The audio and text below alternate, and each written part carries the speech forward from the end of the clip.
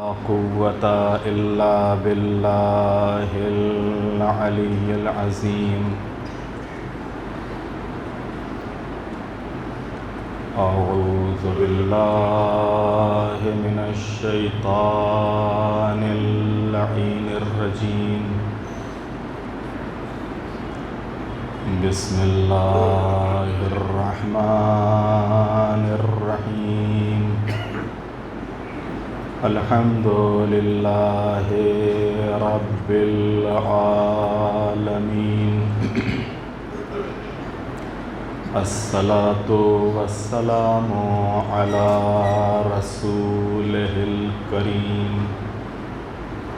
سيدنا ونبينا وشفيع المذنبين أبي القاسم محمد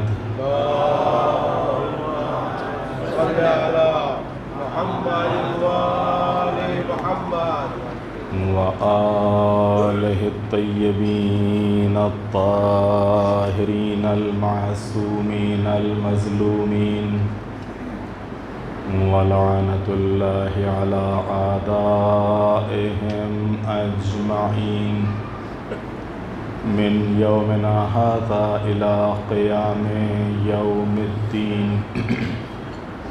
رب اشرح لي صدري ويسر لي أمري واحلل عقدة من لساني يفقه قولي. أما بعد فقد قال الله الحكيم في القرآن الكريم. بسم الله الرحمن الرحيم. يا أيها الذين آمنوا ادخلوا في السلم كافة ولا تتبعوا خطوات الشيطان إنه لكم عدو مبين. صلوات محمد اللهم صل على محمد وآل محمد. ماہ مبارک رمضان اور اس ماہ مبارک رمضان کی چوتھی مجلس موضوع اسلامی زندگی کے 10 عملی ستون، اور اس موضوع کے تحت کل کی مجلس میں آپ کی خدمت میں جو دین کا پہلا ستون ہے نماز،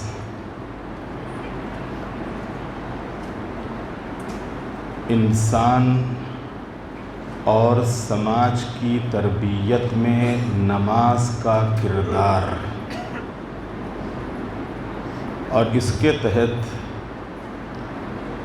10 پوائنٹ آپ کی خدمت میں پیش کیے تھے، لیکن یہ 10 کے 10 بیان نہیں ہو پائے تھے۔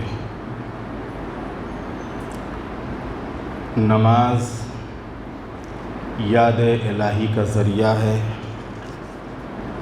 نماز گناہوں سے دوری اور خدا کی طرف رحمت و مغفرت حاصل ہونے کا سبب ہے۔ نماز انسان میں ایمان کی روح کو مضبوط کرتی ہے۔ نماز انسان کو خواب غفلت سے بیدار کرتی ہے۔ نماز انسان کے لیے معنوی تکامل اور فضائل اخلاقی کی پرورش کا ذریعہ ہے۔ انسان کے روحانی اور معنوی لحاظ سے بلند ہونے کا۔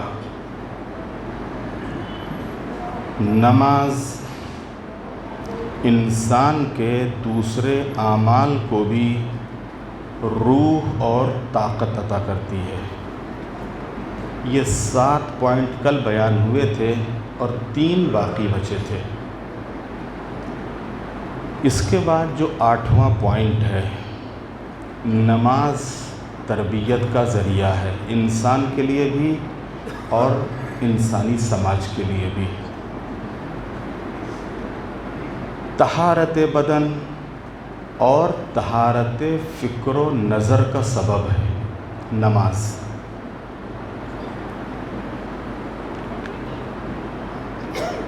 نمازی کی جو شرطیں ہیں، اگر آپ ان شرطوں میں غور کریں تو نجس انسان نماز کے قریب نہیں آ سکتا ہے۔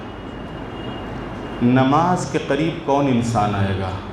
وہی آئے گا جو پاک ہوگا، اس لیے کہ طہارت نماز کے لیے شرط ہے۔ اگر کسی کے اوپر غسل واجب ہے تو جب تک وہ غسل نہ کر لے اس وقت تک نماز نہیں پڑھ سکتا۔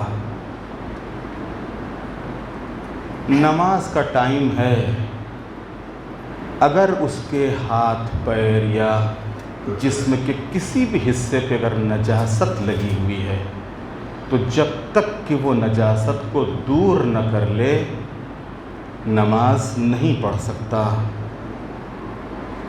نمازی کا بدن پاک ہو، نمازی کی جگہ پاک ہو، نمازی کا لباس پاک ہو،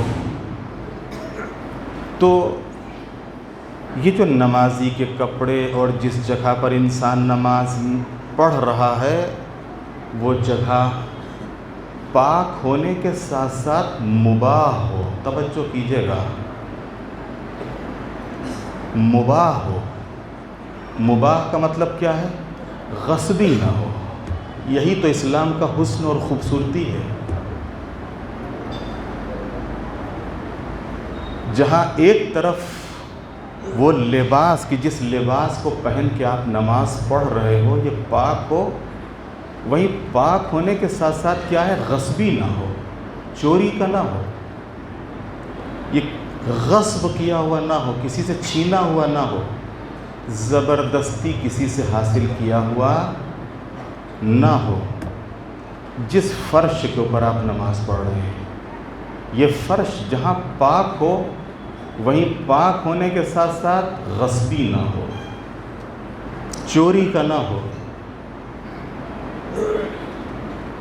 جس پانی سے آپ وضو کر رہے ہیں یہ پانی جہاں پاک ہو وہیں پاک ہونے کے ساتھ ساتھ غصبی نہ ہو۔ چوری کے پانی سے وضو صحیح نہیں ہے، جب وضو صحیح نہیں ہے تو نماز صحیح نہیں ہے۔ یہ تمام چیزیں ہیں، توجہ کیجیے گا، یہ تمام چیزیں ہیں اور جو ہمیں درس دیتی ہیں، جو ہماری تربیت کرتی ہیں، کس لحاظ سے کہ ان کے حوالے سے کسی دوسرے پر ظلم اور تجاوز نہ ہو۔ اللہ نہیں چاہتا کہ تم میری عبادت کے لیے کسی پر زیادتی کرو، میری عبادت کے لیے کسی کا لباس چھینو، میری عبادت کے لیے کسی کی جگہ چھینو، میری عبادت کے لیے کسی سے پانی چھینو، یہ ہمیں پسند نہیں ہے۔ پانی نہیں ہے نہ ہو، تم تیمم کر لو، اس تیمم والی نماز کو ہم قبول کر لیں گے لیکن یہ وضو والی نماز کو قبول نہیں کریں گے۔ اس تیمم والی نماز کو ہم قبول کر لیں گے لیکن اس غسل والی نماز کو ہم قبول نہیں کریں گے۔ یہ کیا ہے؟ یہ تربیت ہے۔ نماز حقیقت میں تربیت کا ذریعہ ہے۔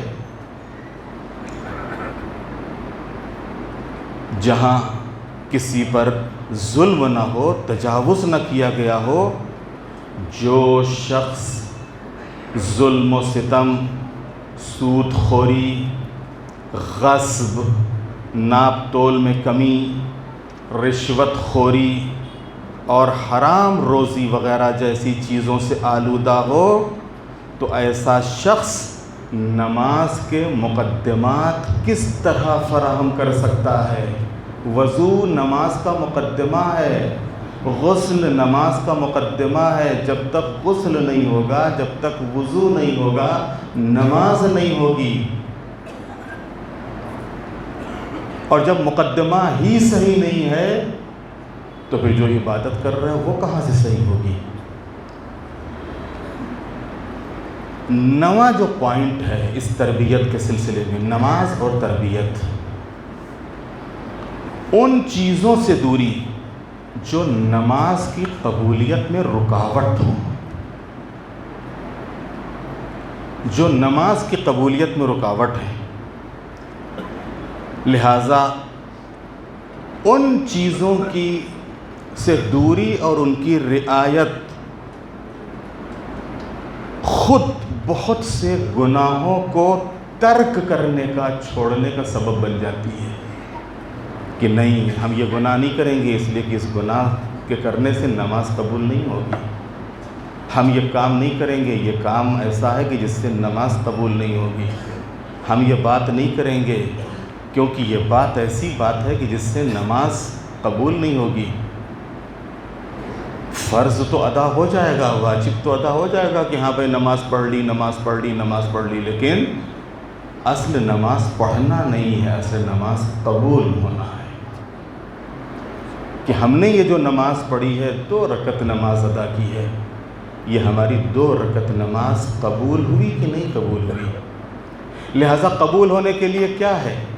جہاں وہ ساری شرطیں ہوں کہ لباس پاک ہو، جسم پاک ہو، جگہ پاک ہو، یہ ساری چیزیں غصبی نہ ہوں، چھینی ہوئی نہ ہوں، کسی سے زبردستی حاصل کی ہوئی نہ ہوں. وہیں وہ ساری چیزیں کہ جن کی وجہ سے نماز کی قبولیت میں رکاوٹ پیدا ہو جاتی ہے، نماز قبول نہیں ہوتی ہے، ان سے انسان دور رہے، ان سے انسان اپنے کو بچائے. فقہ اور حدیث کی کتابوں میں موانع نماز کے عنوان سے باقاعدہ ایک الگ چیپٹر ہے کہ وہ کون سی چیزیں ہیں کہ جو نماز میں رکاوٹ ہے. یہ ایک الگ موضوع ہے، موقع ملا تو انشاءاللہ آپ کی خدمت میں عرض کروں گا. مثلا شراب پینا، نشہ نماز کی قبولیت میں حائل ہو جاتا ہے. لا تقربوا الصلاۃ ان انتم سکارا، نماز کے قریب نہ آنا، نماز کے قریب نہ آنا. کب؟ جب کہ تم نشے کے عالم میں ہو. یہ کیا ہے؟ یہ قریب نہ آنا. یہ اللہ نے نہیں کہا کہ نماز نہ پڑھنا جب تم نشے کے عالم میں ہو، اللہ نے کہا قریب نہ آنا. وہ تمام مقدمات کی جو نماز کے مقدمات ہیں، ان سے بھی تم دور رہنا. کب تک؟ جب تک کہ نشے میں ہو.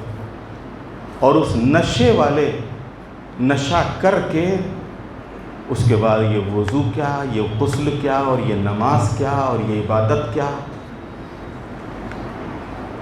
لقمہ حرام کھانا،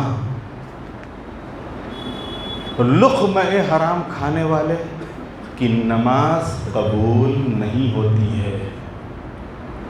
یہ موانع ہیں، رکاوٹ ہے نماز میں.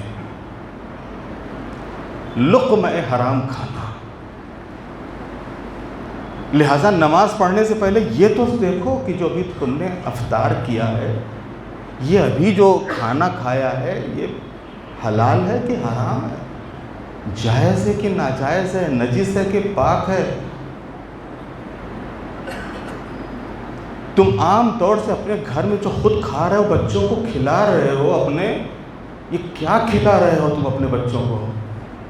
اس غذا کو کھا کے کیا وہ نمازی بنے گا؟ اس غذا کو استعمال کر کے کیا وہ پرہیزگار ہوگا؟ اس غذا کو استعمال کر کے کیا وہ اللہ سے قریب ہوگا اور اللہ والا بنے گا؟ لقمہ حرام رکاوٹ ہے۔ اسی طریقے سے غرور اور گھمنڈی کی نماز، مغرور اور گھمنڈی کی نماز قبول نہیں ہے۔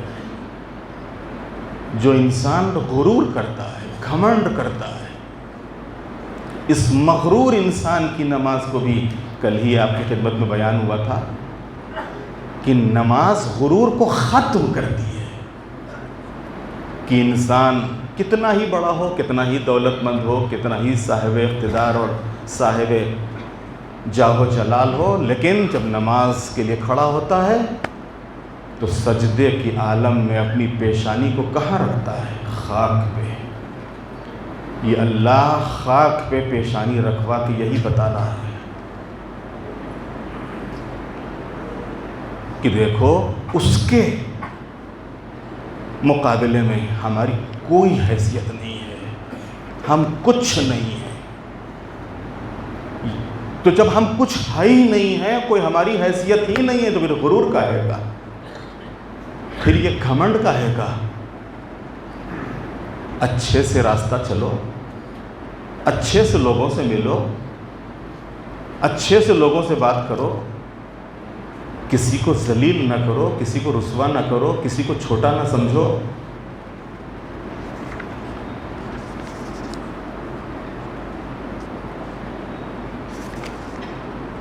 دسویں چیز جو ہے اس تربیت کے حوالے سے، نماز کے ذریعے انسان میں نظم و ضبط پیدا ہوتا ہے۔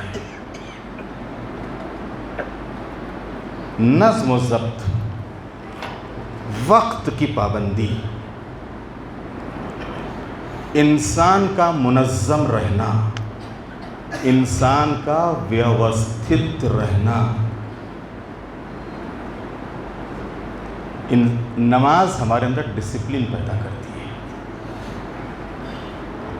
نماز ہمیں اوقات کا پابند بناتی ہے۔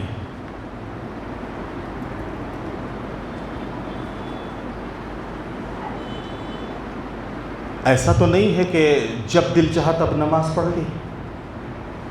صبح کی نماز کا اپنا ٹائم ہے، ظہرین کی نماز کا اپنا ٹائم ہے، مغربین کی نماز کا اپنا ٹائم ہے، اور اس ٹائم پہ وہ نماز پڑھنی ہے، اس وقت میں وہ نماز پڑھنی ہے۔ اور اگر وہ وقت نکل گیا تو نماز قضا ہو گئی۔ بہت سے لوگ یہ سمجھتے ہیں کہ ہم نے قضا کر لی تو ادا ہو گئی۔ وہ جو ادا چھوڑی ہے اس کی بھرپائی نہیں ہو سکتی۔ وہ جو ترک کیا ہے، وہ جو ہم نے چھوڑا ہے، واجب کو ترک کیا ہے، واجب کو چھوڑا ہے، یہ قضا کے ذریعے سے اس کی بھرپائی نہیں ہو سکتی۔ قضا خود ایک گناہ ہے۔ غور فرمایا آپ نے؟ نماز کا قضا کرنا خود کیا ہے؟ گناہ ہے۔ اس لیے کہ ہم نے کس کے حکم کی خلاف ورزی کی ہے؟ اللہ کے حکم کی خلاف ورزی کی ہے۔ اللہ کا حکم نہ ماننا ہی تو گناہ کہلاتا ہے۔ ایک صلوات بھیج دیں محمد والے محمد۔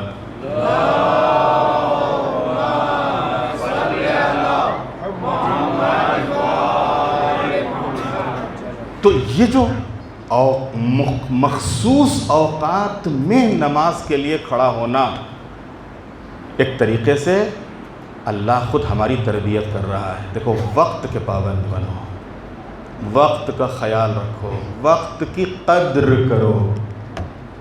گیا ہوا وقت واپس نہیں آتا ہے۔ مولا نور المومنین غالب کل غالب حضرت علی ابن ابی طالب علیہ السلام فرماتے ہیں،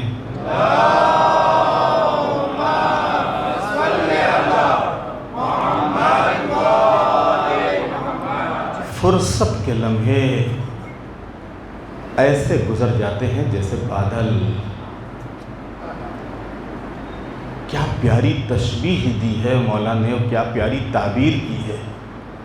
فرصت کے لمحے ایسے گزر جاتے ہیں جیسے بادل۔ بادل آتا ہے اور یہ جو برس کے گزر جاتا، اب یہ واپس نہیں آنے والا ہے۔ جو برس گیا برس گیا۔ اگر یہ چلا گیا، نہیں برسا، تو بھی یہ واپس آنے والا نہیں ہے۔ بالکل یہی مثال وقت کی ہے، یہی مثال فرصت کی ہے۔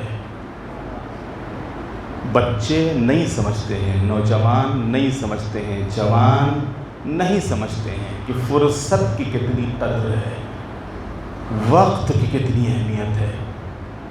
لیکن جب ایک عمر گزرتی ہے، شادی ہو جاتی ہے، بچے ہو جاتے ہیں، ذمہ داریاں بڑھ جاتی ہیں، اب اسے ایک مرتبہ خیال آتا ہے، ارے یہ ہم نے کیا کیا؟ جو فرصت جب تھی ہمارے پاس، جب ہمارے پاس وقت تھا، جب ہمارے پاس امکانات تھے، جب ہمارے پاس حالات تھے، تب تو ہم نے کچھ کیا نہیں۔ اب سوائے افسوس کرنے کے اس کے پاس کوئی چارہ نہیں ہوتا ہے، اس لیے کہ جو وقت گزر گیا وہ واپس آنے والا نہیں ہے۔ جو وقت چلا گیا وہ چلا گیا۔ انسان کو منظم رہنا چاہیے، اور اس منظم رہنے کی ٹریننگ اور تربیت ہم کو بچپن سے اپنے بچوں کو دینی چاہیے، اور بچوں کو بھی اس طرف متوجہ ہونا چاہیے، نوجوانوں کو متوجہ ہونا چاہیے، جوانوں کو متوجہ ہونا چاہیے۔ آج کی اس دنیا میں نوجوانوں کو، جوانوں کو، بچوں کو مصروف رکھنے کے بہت سے ذریعے ہیں، اور جس کو ویسٹرن کلچر کا نام دیا گیا ہے، اور یہ ویسٹرن کلچر حقیقت میں آیا ہی اسی لیے ہے تاکہ بچوں کو بگاڑے، نوجوانوں کو بگاڑے، جوانوں کو بگاڑے۔ ایسے ایسے کارٹون، ایسے ایسے گیم، ایسی ایسی چیزیں، ایسی ایسی باتیں، ایسی ایسی سٹوری، ایسی ایسی فلمیں کہ بس یہ بچے، یہ نوجوان، یہ جوان بس اسی میں لگے رہیں بس، اور یہ پلٹ کے پھر نہ دیکھیں کہ ہم کہاں ہیں، ہم کہاں سے آئے ہیں، ہم کو کہاں جانا ہے۔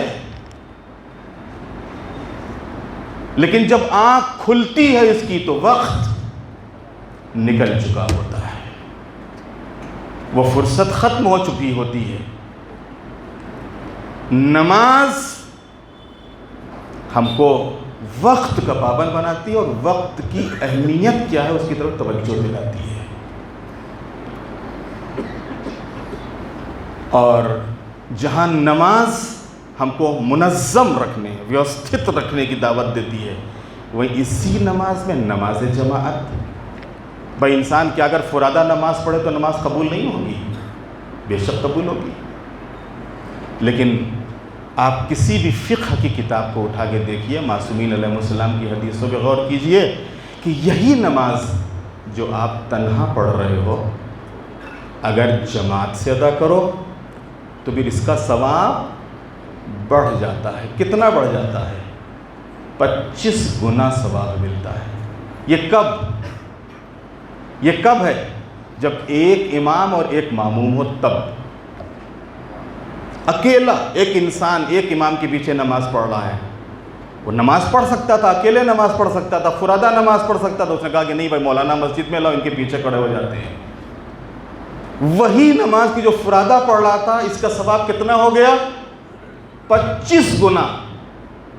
اب اسی کے دیکھا مولانا نماز ہو رہی، مولانا ایک صاحب پیچھے کھڑے ہوئے، لاؤ جلدی سے لاؤ ہم بھی کھڑے ہو جائیں، دوسرا کھڑا ہو گیا، اس کی نماز کا ثواب بڑھ گیا، 25 سے 50 گنا ہو گیا۔ پھر جیسے جیسے افراد بڑھتے رہتے ہیں یہ ثواب بڑھتا رہتا ہے، یہاں تک کہ روایتوں میں ہے کہ جب نمازیوں کی تعداد 10 ہو جاتی ہے تو ملائکہ کہتے ہیں کہ اس کا کتنا ثواب ہے، اسے حساب کرنے سے ہم بھی عاجز ہیں۔ ایک صلوات بھیج دے محمد والے محمد۔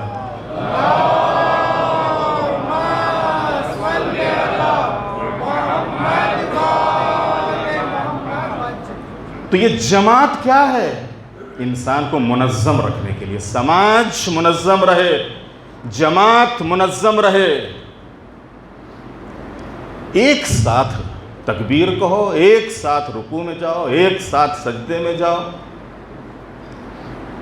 ایک ساتھ عبادت کرو. اور یہ درس ہے کہ صرف مسجد میں جس طریقے سے ایک ساتھ تم نماز پڑھ رہے ہو، ایسے ہی اپنی سوسائٹیوں میں ایک ساتھ رہو. جیسے یہاں کے اوپر تم منظم ہو، ویوستھت ہو، ویسے ہی اپنی اپنی سوسائٹیوں میں تم لوگ منظم رہو، اپنی اپنی سوسائٹیوں میں تم لوگ ویوستھت رہو، ڈسپلن میں رہو. مسجد میں آتے ہیں، آپ دیکھتے ہیں مصلی صحیح بچھا ہے کہ نہیں بچھا ہے، فرش صحیح لگا ہے کہ نہیں لگا ہے، کہیں دھول مٹی تو نہیں ہے، کوئی گندگی تو نہیں ہے.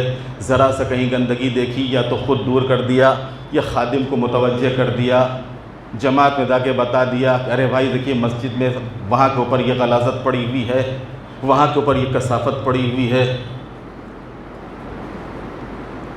تو جس طریقے سے یہ مسجد ہے، جس طریقے سے یہ نماز ہے، جس طریقے سے یہ جماعت ہے، یہ ہم کو درس دے رہی ہے کہ یہ تمہاری صفائی ستھرائی اور یہ نظم اور یہ ترتیب اور یہ ڈسپلن صرف مسجد تک نہ ہو، تم اپنے گھر میں بھی ایسے ہی رکھو، تم اپنی سوسائٹی کو بھی ایسے ہی بناؤ، تم اپنے سماج کو بھی ایسے ہی بناؤ، تم اپنی جماعت کو بھی ایسے ہی بناؤ. ایک صلوات بھیج دے محمد والے محمد پر.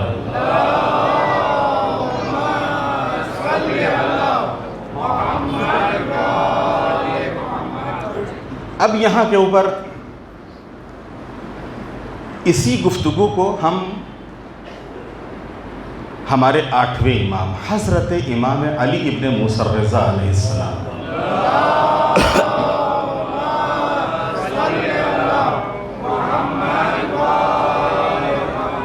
ان کی ایک حدیث ہے، نماز اور تربیت. فرد کی بھی اصلاح کرتی ہے نماز اور سماج کی بھی اصلاح کرتی ہے. اس سلسلے میں 8ویں امام کی حدیث ملاحظہ فرمائیں. یہ ایک تفصیلی روایت ہے. امام علیہ السلام نے ایک چاہنے والے کے خط کے جواب میں لکھا. کسی چاہنے والے نے امام کی خدمت میں ایک نامہ بھیجا تھا، خط بھیجا تھا، اس میں کچھ سوالات کیے تھے، اور انہی سوالوں میں اس نے نماز کا فلسفہ معلوم کیا تھا کہ نماز کا فلسفہ کیا ہے.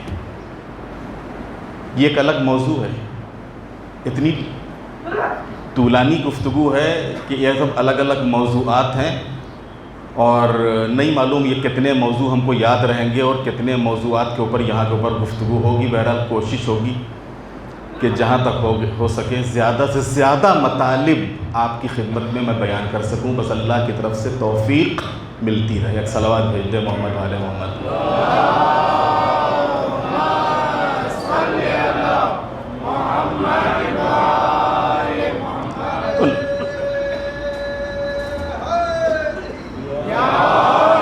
دیکھیے ہر چیز کا ایک فلسفہ ہوتا ہے.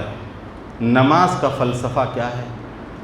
تو ایک الگ موضوع ہے نماز کا فلسفہ. تو اس نے سوال کیا تھا مولا سے، اور مولا کی خدمت میں خط لکھا تھا. تو مولا نے اس کے جواب میں جو تحریر فرمایا تھا اس کے کچھ جملے یہاں پر آپ کی خدمت میں پیش کر رہا ہوں. مولا فرماتے ہیں کہ نماز کو اس لیے واجب قرار دیا گیا ہے کہ اس میں خداوند عالم کی ربوبیت کا اقرار پایا جاتا ہے. سب سے پہلی چیز کیا ہے؟ اللہ کے وجود کا اقرار. اللہ ہے، اور اللہ ہے نہیں بلکہ وہی ہمارا رب ہے. اس کی ربوبیت کا اقرار. آپ اسی نیت کے بعد کیا کہتے ہیں؟ بسم اللہ الرحمن الرحیم، الحمدللہ رب العالمین. عالمین کا رب، عالمین کا پالنہار، عالمین کا پرورش کرنے والا. تو نماز میں مولا فرماتے ہیں کہ نماز کہ جس میں اس کی ربوبیت کا اقرار پایا جاتا ہے، اور اس میں شرک و بت پرستی کا مقابلہ ہوتا ہے۔ ظاہر سی بات ہے کہ جب اللہ کے وجود کو انسان نے تسلیم کر لیا اور اس کی وحدانیت کا اقرار کر لیا تو ممکن ہی نہیں ہے کہ وہ شرک کرے اور کسی اور کو رب کے مقابلے میں لا کر کھڑا کر دے، ممکن ہی نہیں ہے۔ اس لیے کہ اللہ تو بس ایک ہے، اس کی شان ہی الگ ہے، اس کا انداز ہی الگ ہے۔ وہ ایسا ایک ہے کہ جس کے دو بھی نہیں ہو سکتے، کوئی دو کا تصور ہی نہیں ہے۔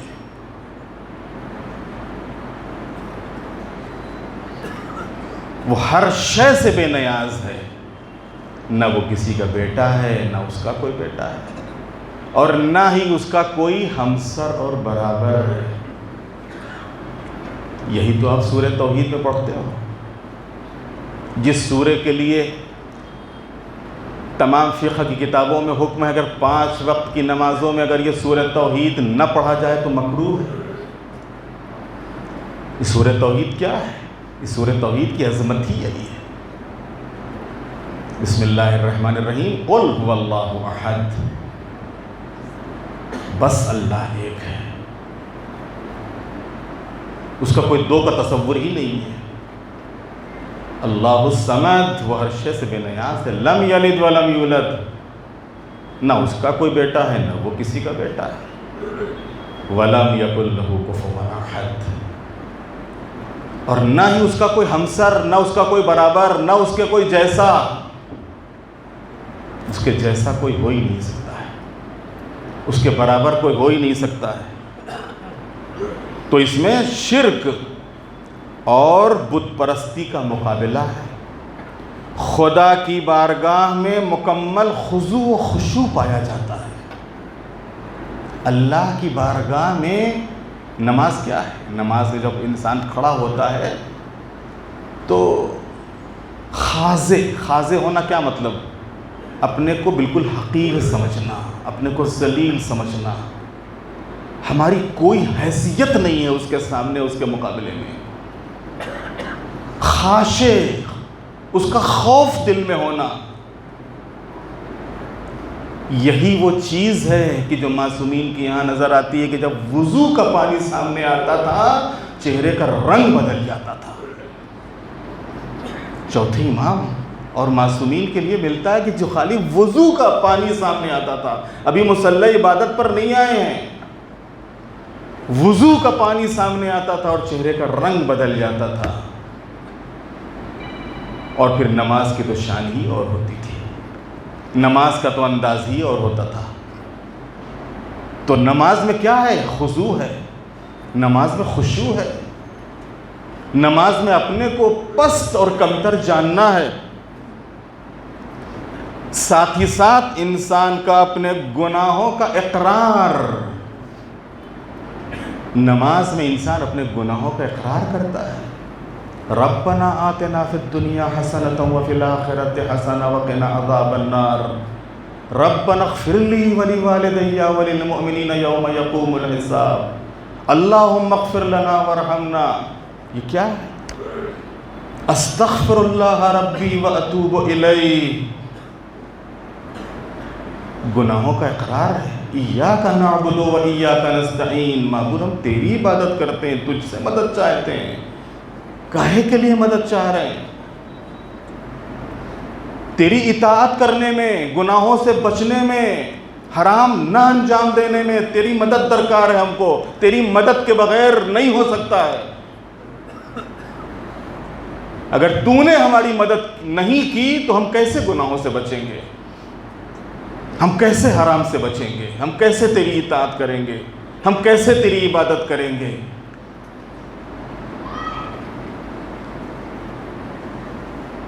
تو انسان اپنے گناہوں کا اقرار کرتا ہے اور خداوند عالم سے اپنے گناہوں کی بخشش طلب کرتا ہے۔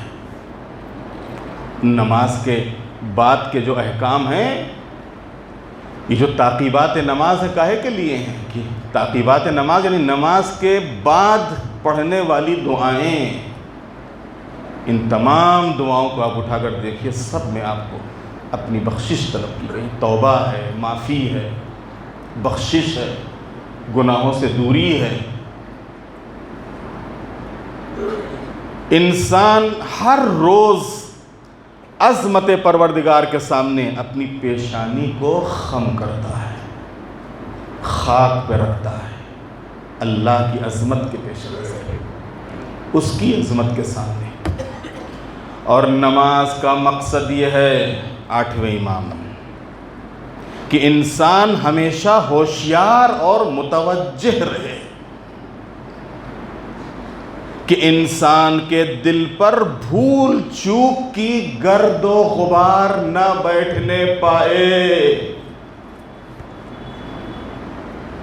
صبح کو ہم کو ہلایا جا رہا ہے، ہوشیار کیا جا رہا ہے، بتایا جا رہا ہے، دیکھو صبح کی نماز پڑھ لی، لیکن تم مطمئن نہ ہو جانا کہ ظہر کی نماز کا وقت آتے آتے پھر تمہارے دل پہ گرد بیٹھ جائے، پھر غبار بیٹھ جائے۔ ہوشیار رہنا، الرٹ رہنا۔ شیطان تمہاری تاک میں لگا ہوا ہے، تاک میں، تلاش میں ہے تمہاری، کہاں پہ کیسے موقع ملے اور وہ تم کو راستے سے ہٹائے اور تم کو بہکائے، تم کو گمراہ کرے۔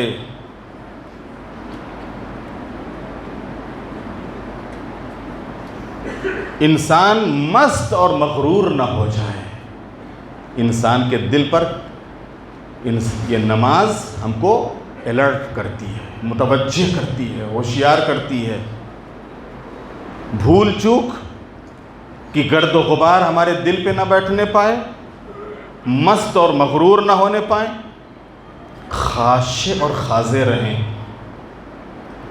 انسان دین اور دنیا کی نعمتوں کو حاصل کرنے کے لیے کوشش کرے۔ نماز بغیر کوشش کے تھوڑے مل جائے گی۔ صبح کو نرم نرم اور گرم گرم بستر چھوڑنا کس کو اچھا لگتا ہے؟ لیکن اللہ کے حکم کے مقابلے میں، اللہ کی اطاعت کے لیے ہم وہ بستر چھوڑ دیتے ہیں، مصلی عبادت پر آ جاتے ہیں۔ کیا بغیر کوشش کے ہو سکتا ہے؟ کہ نہیں۔ کہ نماز جس طریقے سے بغیر کوشش کے نہیں پڑھ سکتے ہو، ویسے ہی دوسرے اعمال بھی، دوسری عبادات بھی۔ اگر تم آخرت چاہتے ہو، کوشش کرو، کوشش۔ دنیا چاہتے ہو، کوشش کرو، کوشش۔ کیا دنیا میں کچھ بھی انسان کو کوشش کے بغیر مل جاتا ہے؟ چانس ہے، موقع ہے، وقت ہے، کبھی کوئی غیب سے مدد ہو جائے، کوئی آ جائے، وہ الگ بات ہے، ورنہ بغیر کوشش کے حاصل نہیں ہوتا ہے، بغیر محنت کے حاصل نہیں ہوتا ہے۔ محنت تو کرنا پڑے گی، کوشش تو کرنا پڑے گی۔ تھوڑی سی دنیا بنانے کے لیے ہم کتنی کوشش کرتے ہیں، کتنا حساب کتاب صحیح رکھتے ہیں، کتنا ہوشیار رہتے ہیں، کتنا الرٹ رہتے ہیں، کتنا چاروں طرف نگاہ رکھتے ہیں، تھوڑی سی دنیا کے لیے یہ سارے اہتمام، یہ سارے انتظام، اور آخرت کے لیے، دین کے لیے، اپنے ایمان اور عقیدے اور عمل کے لیے، کیا بغیر کوشش کے حاصل ہو جائے گا؟ بغیر ہوشیار اور بغیر الرٹ ہوئے نہیں معلوم کیسے کیسے وسوسے ہیں، کیسے کیسے حربے ہیں، کیسے کیسے طریقے ہیں کہ جن کو اللہ کے راستے سے ہٹانے کے لیے استعمال کیے جائیں گے، کہ یہ بندہ اللہ کا راستہ اختیار نہ کرنے پائے، اللہ کے راستے پہ نہ آنے پائے، اللہ کے راستے پہ چلنے نہ پائے۔ شیطان اپنے راستے پر لگانا چاہے گا، شیطان اپنے راستے پر چلانا چاہے گا، اور بغیر کوشش کے شیطانی راستے سے ہٹ کے رحمانی راستے پر انسان نہیں چل سکتا ہے، نہیں اختیار کر سکتا ہے۔ جب انسان ہر روز نماز کے ذریعے ذکر خدا کرتا ہے، اسی روایت کا حصہ ہے جو 8ویں امام نے بیان کی ہے، کہ جب انسان ہر روز نماز کے ذریعے ذکر خدا کرتا ہے تو یہی ذکر سبب بنتا ہے، یہی وجہ بن جاتی، یہی ہمارے لیے وسیلہ بن جاتا ہے کاہے کا، کہ وہ اپنے مولا اور آقا، مدیر اور مدبر اور خالق کو نہ بھولے۔ یہی نماز ذریعہ بن جاتی ہے، یہی نماز سبب بن جاتی ہے کہ اگر واقعاً انسان خلوص کے ساتھ مصلی عبادت کے اوپر آتا ہے تو یہ نماز انسان کو بچا لیتی ہے۔ یہی نماز اس کو خالق سے ملا دیتی ہے اور یاد الہی سے اس کو وابستہ کر دیتی ہے، اور اس پر سرکشی غلبہ نہ کرنے پائے اور اس کا تصور تک نہ کرے۔ خداوند عالم پر توجہ رکھنا اور خود کو اس کے سامنے حاضر سمجھنا انسان کو گناہوں سے دور رکھتا ہے۔ نماز، یہ جو تربیت کے اصول آپ کی خدمت میں بیان ہوئے تھے، انہی میں سے ایک تھا کہ نماز یاد الہی کا ذریعہ ہے۔ نمازی کیا ہے؟ نمازی ہر وقت یاد الہی میں رہتا ہے، کیونکہ نماز خود یاد الہی ہی ہے۔ لہذا یہ یاد الہی صرف مصلی تک نہیں، جو نمازی ہوتا ہے تو وہ صرف مصلی تک یاد الہی سے وابستہ نہیں ہوتا ہے، بلکہ بس اس کی پوری زندگی حقیقت میں یاد الہی سے وابستہ ہوتی ہے۔ وہ خداوند عالم پر توجہ رکھتا ہے، خود کو اس کو اپنے سامنے حاضر سمجھتا ہے، اور یہی چیز انسان کو گناہوں سے دور رکھتی ہے اور مختلف قسم کی برائیوں سے انسان کو بچا لیتی ہے، جس کے لیے قرآن نے کہا کہ ان الصلاۃ تنہی عن الفحشاء والمنکر، نماز انسان کو برائیوں اور بے حیائیوں سے بچاتی ہے۔ یہ روایت تمام ہوئی اور وقت تمام ہو گیا۔ باقی جو گفتگو ہے انشاءاللہ کل آپ کی خدمت میں نماز اور یاد الہی، جب بھی یاد الہی کی بات آئے گی اہل بیت یاد آئیں گے، جب بھی نماز کی بات آئے گی کربلا والے یاد آئیں گے۔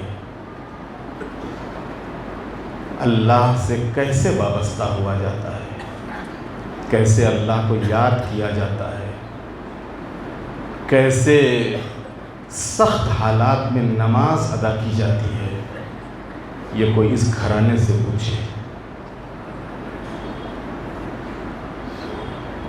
امام مدینے سے نکلے اور مدینے سے نکلنے کے بعد مکے آ گئے۔ امام جب مکے آئے ہیں تو بعض روایتوں کے لحاظ سے شب 4 شعبان امام مکے پہنچ گئے تھے۔ شعبان، رمضان، شوال، ذیقعد، ذی الحج، 8 ذی الحج تک امام مکے میں ہیں، 8 ذی الحج تک مکے میں۔ رمضان المبارک کے بعد حج کی تیاری شروع ہو جاتی ہے اور پھر حج کے قافلے مکے پہنچنے لگتے ہیں،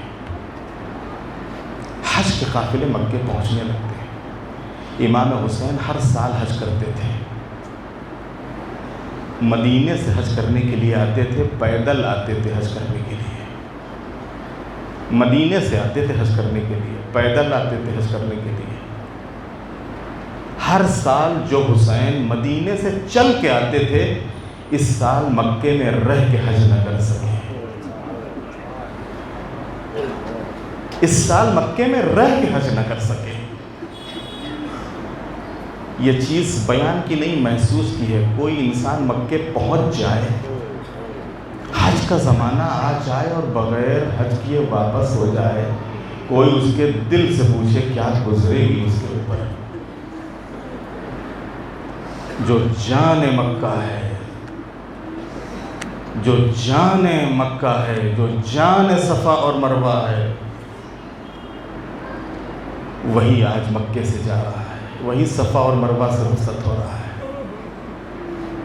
امام چلنے لگے تو جناب ابن عباس امام کی خدمت میں، آقا اگر آپ جا رہے ہیں تو آپ کے ساتھ یہ عورتیں کہاں جا رہی ہیں؟ یہ بیویاں کہاں جا رہی ہیں؟ یہ گرمی کا سفر، یہ سختیاں، یہ تکلیفیں، کہاں کا ارادہ ہے؟ امام نے اس مقام پر فرمایا کہ اللہ اپنی راہ میں ہمیں مقتول دیکھنا چاہتا ہے، اپنی راہ میں اللہ ہم کو شہید دیکھنا چاہتا ہے، مقتول دیکھنا چاہتا ہے۔ کہ اگر آپ جا رہے تو پھر یہ بیویاں، کہ اللہ ان کو اپنی راہ میں اسیر دیکھنا چاہتا ہے۔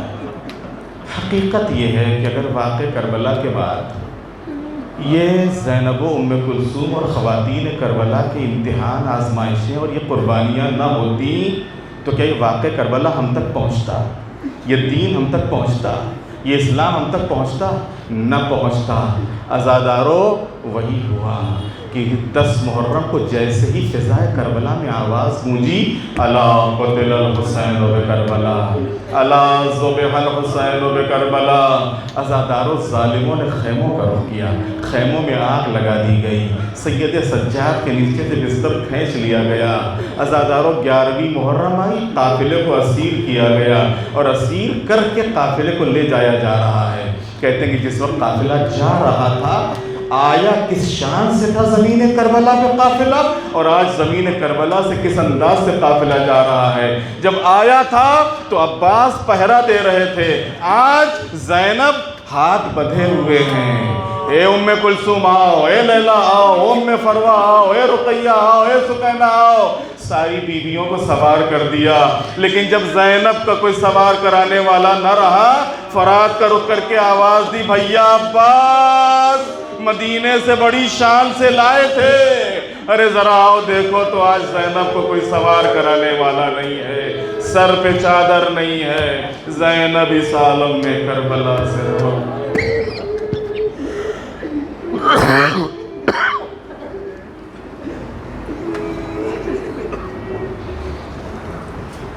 الا لعنت اللہ علی القوم الظالمین۔ بسم اللہ الرحمن الرحیم۔ ان اللہ وملائکتہ یصلون علی النبی یا ایہا الذین آمنوا صلوا علیہ وسلموا تسلیما۔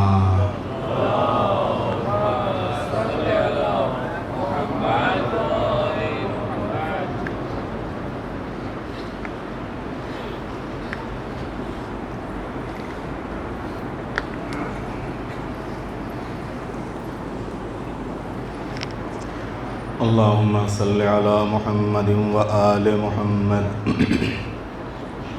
اعوذ باللہ من الشیطان الرجیم، بسم اللہ الرحمن الرحیم۔ اللہم کل ولیک الحجۃ ابن الحسن صلواتک علیہ وعلی آبائہ فی ہذہ الساعہ وفی کل ساعہ ولیاً وحافظا وقائدا وناصرا ودلیلا وعینا حتی تسکنہ ارضک طوعا وتمتعہ فیہا طویلا۔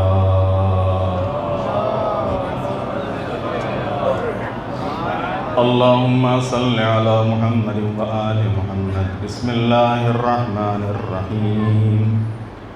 اللہم صلی علی محمد وآل محمد۔ اللہم انی افتتح الثناء بحمدک وانت مسدد للصواب بمنک وایقنت انک انت ارحم الراحمین فی موضع العفو والرحمہ وأشد المعاقبين في موضع النكال والنقمة وعازم المتجبرين في موضع الكبرياء والعظمة۔ اللهم أذنت لي في دعائك ومسألتك فاسمع يا سميع مدحتي وأجب يا رحيم دعوتي وأقل يا غفور عسرتي۔ فکم یا الہی من کربت قد فرجتها وہموم قد کشفتها وعسرت قد اقلتها ورحمة قد نشرتها وحلقة بلاء قد فككتها. الحمد لله الذي لم يتخذ صاحبة ولا ولدا ولم يكن له شريك في الملك ولم يكن له ولي من الذل وكبره تكبيرا.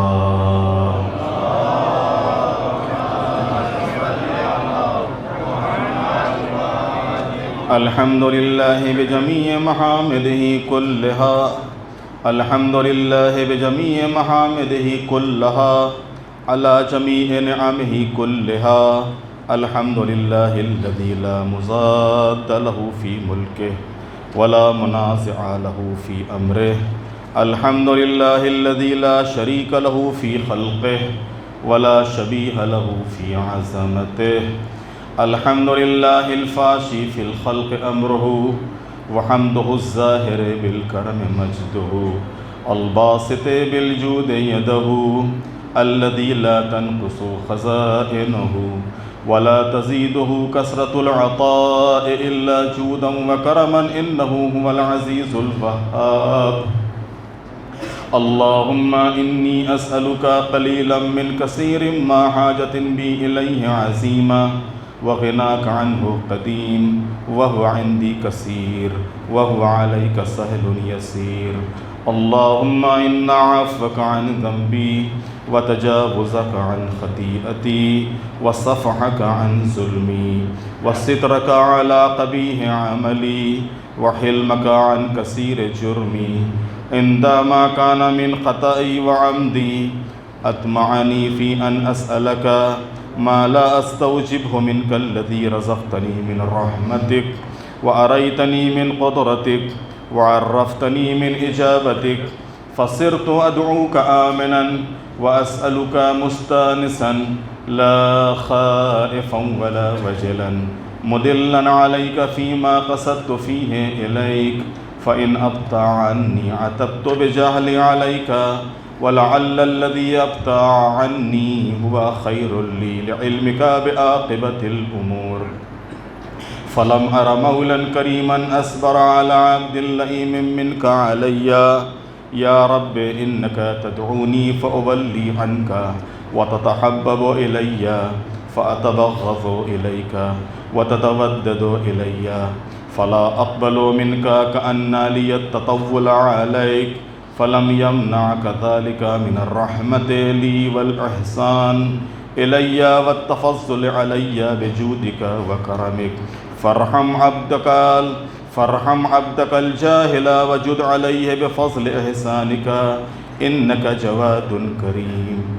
الحمد لله مالك الملك مجري الفلك مسخر الرياح فالق الإصباح ديان الدين رب العالمين. الحمد لله على حلمه بعد علمه والحمد لله على عفوه بعد قدرته والحمد لله على طول أناته في غضبه وهو قادر على ما يريد. الحمد لله خالق الخلق باسط الرزق فالق الإصباح ذي الجلال والإكرام والفضل والإنعام الذي بعد فلا يرى وقرب فشهد النجوى تبارك وتعالى. الحمد لله الذي ليس له منازع يعادله ولا شبيه يشاكله ولا ظهير يعاضده. قهر بعزته الأعزاء وتواضع لعظمته العظماء فبلغ بقدرته ما يشاء. الحمد لله الذي يجيبني حين أناديه ويستر علي كل عورة وأنا عاصي ويعزم النعمة علي فلا أجازي. فكم من موهبة هنية قد آتاني وعزيمة مخوفة قد كفاني وبهجة مونقة قد أراني فأثني عليه حامدا وأذكره مسبحا. الحمد لله الذي لا يهتك حجابه ولا يغلق بابه ولا يرد سائله ولا يخيب آمله. الحمد لله الذي يؤمن الخائفين وينجي الصالحين ويرفع المستضعفين ويضع المستكبرين ويهلك ملوكا ويستخلف آخرين. والحمد لله قاسم الجبارين مبير الظالمين مدرك الهاربين نكال الظالمين صريخ المستصرخين موضع حاجات الطالبين معتمد المؤمنين. الحمد لله الذي من خشيته ترعد السماء وسكانها وترجف الأرض وعمارها وتموج البحار ومن يسبح في خمراتها. الحمد لله الذي هدانا لهذا وما كنا لنهتدي لولا أن هدانا الله. الحمد لله الذي يخلق ولم يخلق ويرزق ولا يرزق ويطعم ولا يطعم ويميت الأحياء ويحيي الموتى وهو حي لا يموت بيده الخير وهو على كل شيء قدير. اللهم صل على محمد عبدك ورسولك وأمينك وصفيك وحبيبك وخيرتك من خلقك وحافظ سرك ومبلغ رسالاتك أفضل وأحسن وأجمل وأكمل وأزكى وأنمى وأطيب وأطهر وأسنى وأكثر ما صليت وباركت وترحمت وتحننت وسلمت على أحد من عبادك وأنبيائك ورسلك وصفوتك وأهل الكرامة عليك من خلقك. اللهم وصل على علي أمير المؤمنين ووصي رسول رب العالمين عبدك ووليك وأخي رسولك وحجتك على خلقك وآيتك الكبرى والنبأ العظيم. وصل على الصديقة الطاهرة فاطمة الزهراء سيدة نساء العالمين. وصل على سبطي الرحمة وإمامي الهدى الحسن والحسين سيدا شباب أهل الجنة. وصل على أئمة المسلمين علي بن الحسين ومحمد بن علي وجعفر بن محمد وموسى بن جعفر وعلي بن موسى ومحمد بن علي وعلي بن محمد والحسن بن علي والخلف الهادي المهدي حججك على عبادك وأمنائك في بلادك صلاة كثيرة دائمة.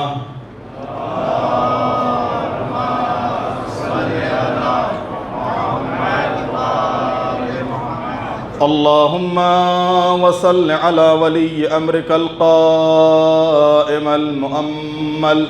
اللهم وصل على ولي أمرك القائم المؤمل والعدل المنتظر وحفه بملائكتك المقربين وأيده بروح القدس يا رب العالمين. اللهم اجعله الداعي إلى كتابك والقائم بدينك استخلفه في الأرض كما استخلفت الذين من قبله.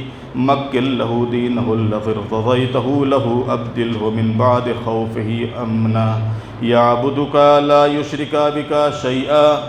اللهم أعزه وعازز به وانصره وانتصر به وانصره نصرا عزيزا وافتح له فتحا يسيرا واجعل له من لدنك سلطانا نصيرا. اللهم أزهر به دينك وسنة نبيك حتى لا يستخفي بشيء من الحق مخافة أحد من الخلق. اللهم إنا نرغب إليك في دولة كريمة تعز بها الإسلام وأهله وتذل بها النفاق وأهله وتجعلنا فيها من الدعاة إلى طاعتك والقادة إلى سبيلك وترزقنا بها كرامة الدنيا والآخرة. اللهم ما عرفتنا من الحق فحملنا وما قصرنا عنه فبلغنا. اللهم المم به شعثنا واشعب به صدعنا وارتق به فتقنا وكسر به قلتنا وعازز به ذلتنا وأغن به عائلنا واقض به عن مغرمنا واجبر به فقرنا وسد به خلتنا ويسر به عسرنا وبيض به وجوهنا وفك به أسرنا وأنجح به طلبتنا وأنجز به مواعيدنا واستجب به دعوتنا وعاتنا به سؤلنا وبلغنا به من الدنيا والآخرة آمالنا وعاتنا به فوق رغبتنا يا خير المسؤولين وأوسع المعطين اشفي به صدورنا وأذهب به غيظ قلوبنا واهدنا به لما اختلف فيه من الحق بإذنك إنك تهدي من تشاء إلى صراط مستقيم وانصرنا به على عدوك وعدونا إله الحق آمين اللهم إنا نشكو إليك فقد نبينا صلواتك عليه وآله وغيبة ولينا وكثرة عدونا وقلة عددنا وشدة الفتن بنا وتظاهر الزمان علينا فصل على محمد وآله وعائنا على ذلك بفتح منك تعجله وبضر تكشفه ونصر تعزه وسلطان حق تظهره ورحمة منك تجللناها وعافية منك تلبسناها برحمتك يا أرحم الراحمين.